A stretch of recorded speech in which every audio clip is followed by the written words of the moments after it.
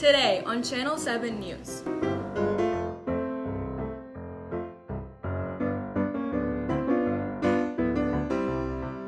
This is Ovee Gore, live from New York City, with breaking news. Due to the recent polio outbreak, the National Organization of Public Health issued a statement pressuring Americans to get their polio vaccine in the hopes to end the outbreak.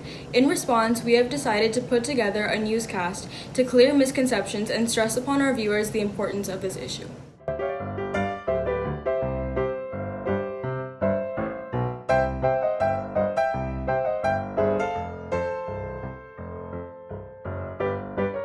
Doctors discovered a cure for polio in 1955. 6 years later, vaccines are being administered in most doctors' offices nationwide. The vaccine is only a preventative measure, however, and must be administered before the disease is contracted. Samantha, a patient who was too late and did not receive the polio vaccine in time, is now suffering from the brutality of the disease. Let's take a look. Hey Samantha, it's great to see you again. So how have you been feeling recently? Well, I've had a headache and some nausea, and my muscles have been getting really weak. Okay, well let me check out your heart real quick. It's not sounding too good. So basically, slowly your body will begin to give out as your muscles become weaker and weaker, so you probably have about a month more to live. Good talking to you. Okay.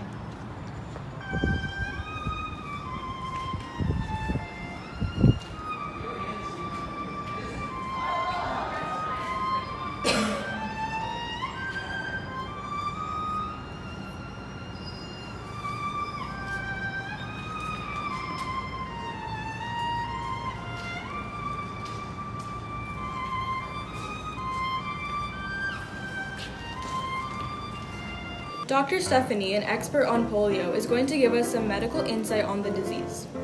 Let me tell you about poliomyelitis, or polio, which is a virus caused by the polio virus that destroys the nerves in the spinal cord. This causes paralysis, which causes the body to give out, and eventually the patient would die.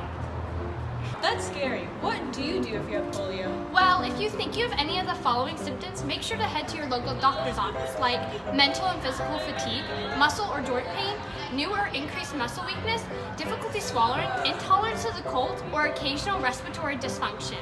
The psychological effects of polio are depression. As the patients realize that there is no cure, they lose hope and become depressed.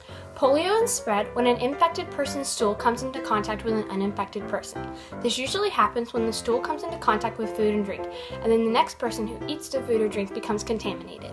Let's check on our other patient, Victoria, who was administered the polio vaccine when she was young and is now polio-free and thriving. My parents didn't know if they were going to give me the shot because there's this thing called the cutter incident, I think. And my parents just kept talking about it, but then they decided to give me the shot.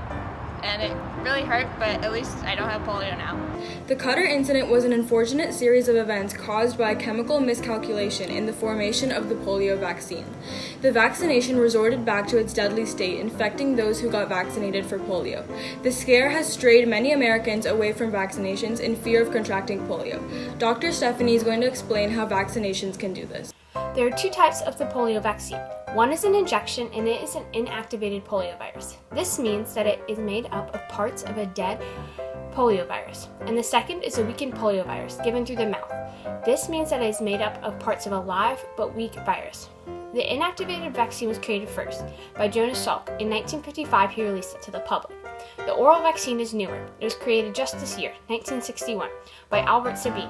Both are highly effective and can help prevent you and your family from becoming sick.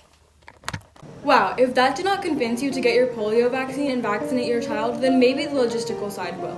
Let's see what Dr. Saini, our epidemiologist, has to say about this. Vaccinations for polio have been problematic in the past, with the cutter incident in the late 50s when the vaccine was first administered to the public. The first United States vaccination against polio had failed, terrorizing the population, leaving many people skeptical. As you can see here, there was a rise in polio cases once again in 1957. Polio is very serious. Children under the age of 5 are most likely to attain polio. Before the vaccine was invented in 1955, there were over 50,000 cases of polio. Since then, the numbers have dropped tremendously. However, polio is still present today, and unless you get the vaccine, there's still a high chance you could get polio. As you can see, the amount of reported polio cases dropped by over 10,000 within a few years because people got the polio vaccine after it was invented in 1955. The polio vaccine is recommended in a 4-dose series in children at ages 2 months, 4 months, 6 to 18 months, and 4 through 6 years. The final dose in the series should be administered on or after the 4th birthday and at least 6 months after the previous dose. As of 1962, polio is the most dangerous disease among children. In 1952 alone, 60,000 children were infected, a couple thousand paralyzed, and unfortunately, 3,000 died. So please get your polio vaccines as soon as you can. Get vaccinated. Get vaccinated. Get vaccinated. Get vaccinated.